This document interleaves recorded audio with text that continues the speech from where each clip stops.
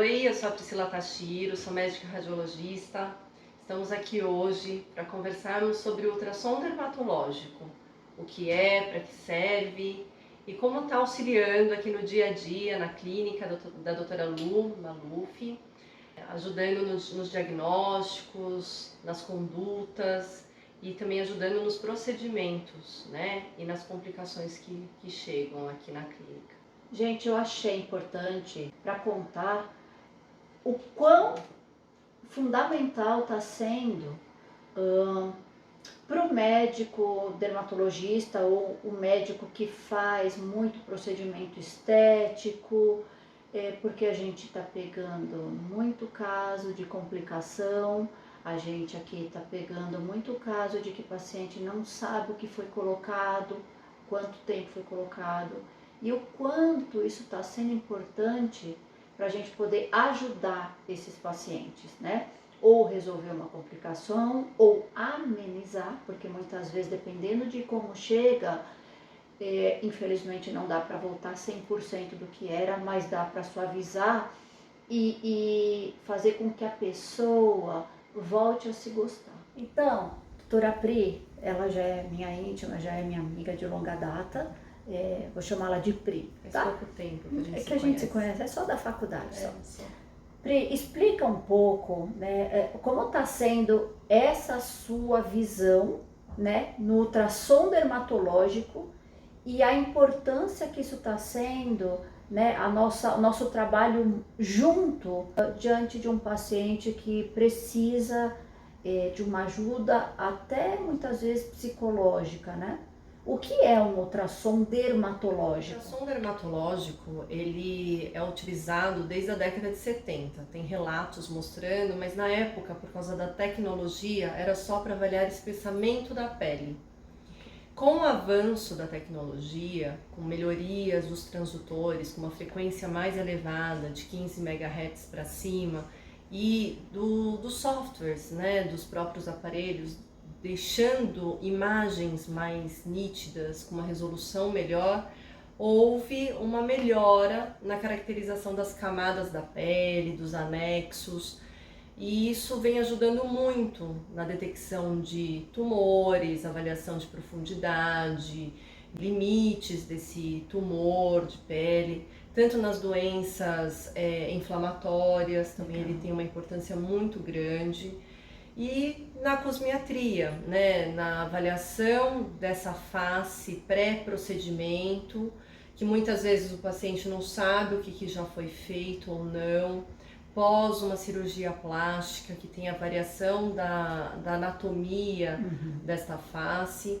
E aqui o que eu acho muito interessante, as pessoas que vêm procurar porque elas estão descontentes com a parte estética pós-procedimento, que não ficou da maneira que ela esperava, grande para ela, ou ficou desviado, com desvio de nariz. E aqui eu vejo que a gente consegue, através do ultrassom, fazendo um estudo prévio dessa face, e durante o procedimento, avaliando, né, e evitando possíveis complicações.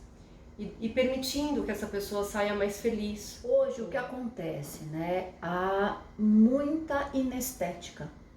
O Brasil é um país muito procurado para essa parte de cosmiatria estética, porque a gente tem realmente grandes profissionais. Eu acho o médico brasileiro muito artístico.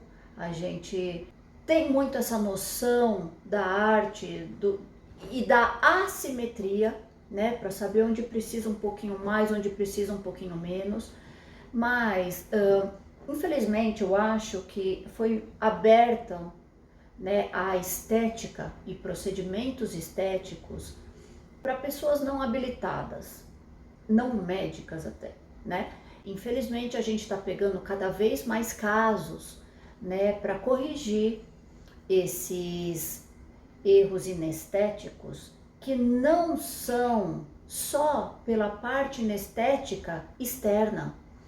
Se vocês soubessem a parte psicológica que isso envolve, a autoestima. Isso tudo envolve depois a psicossocial. A pessoa cria um embotamento, não quer sair de casa, entra em depressão. Então, assim, desde sempre eu achei que esse ramo, né, da medicina, da dermatologia, essa parte estética, ela sempre teve que ser olhada com muita responsabilidade. E hoje eu vi o quanto eu preciso, né, dessa especialidade do meu lado, porque cada vez mais eu pego casos em que eu iria pedir um ultrassom de qualquer jeito, dermatológico, né, para ser feito em algum grande laboratório, mas com a frequência com que isso está acontecendo, eu vi que a doutora Pri é muito importante semanalmente na clínica, né? Porque eu confesso que eu já tive um caso que eu tive que retirar um fio de PDO e ele era farpado, é aquele para sustentação. E que só faltou chorar, porque se eu tivesse uma Priscila do meu lado naquele dia, eu não teria demorado 1 hora para tirar, e quando ela poderia ter me ajudado com o ultrassom, a gente guiava o procedimento e eu poderia ter feito isso em talvez uns 20 minutos. Então, é muito importante e ela já me ajudou muitas vezes aqui. A gente vai contar alguns casinhos aqui para vocês. Vamos falar uns 3 casinhos que a gente viu aqui que são assim, interessantes. Acho que o primeiro, que eu acho que foi marcante, foi de uma paciente que entrou, que ela estava infeliz com o nariz dela, tinha feito uma rinoplastia há 3 anos. Isso. E ela veio procurar a doutora Lu para fazer o fio no nariz. Porque ela falou que ela não ia mais fazer outra rino, sabe? Outro procedimento. E o nariz estava com um desvio de septo importante. Pra e aí direita. no ultrassom, o que a gente fez? E a gente fez um mapeamento desse nariz para avaliar o que estava acontecendo. Tinha um desabamento de toda a cartilagem nasal dela, muita fibrose. O osso nasal e a cartilagem tinham um buraco entre eles, né? Então, e o medo de colocar um ácido hialurônico e isso afundá-la para dentro, chegar na mucosa interna. Então, foi importante a Pri me ajudar a guiar esse fio, primeiro para não entrar dentro do osso, né, ou bater no osso, e depois para eu poder fazer como se fosse um telhado, né, e retificar isso. E bem no local onde entra o fio tinha uma artéria nasal lateral que fazia um arco. Mas no final foi, gente, deu muito certo, a paciente ficou super contente e isso assim, valeu o dia. Um resultado muito bom. E aquele outro caso da paciente que estava bem inchadinha, né, e era muito ácido hialurônico. Achava-se que era só ácido hialurônico, né, porque ela negava outros procedimentos. Isso. E a gente fez o ultrassom e conseguimos visualizar o material permanente ali, em várias partes da face. Que foi uma surpresa para todas nós. Foi um susto.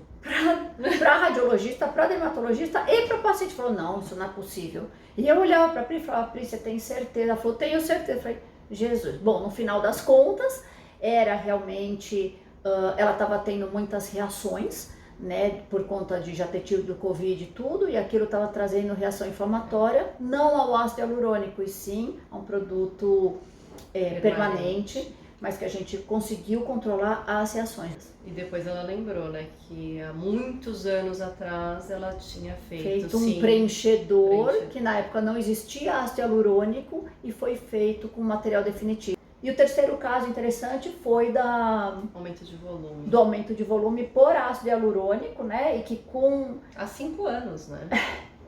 Gente, vocês verem, há 5 anos e o aumento de volume estava lá e o ácido hialurônico não cedeu, tá? E ela relatava que estava aumentando, cada ano estava ficando maior. Então a Pri me ajudou a guiar aonde eu colocava o antídoto, né? Para dissolver o ácido hialurônico, que era tanto na camada superficial quanto na profunda, perto do osso. Então a gente conseguiu dar uma murchada nisso e a paciente ficar com um rosto mais leve, mais suave.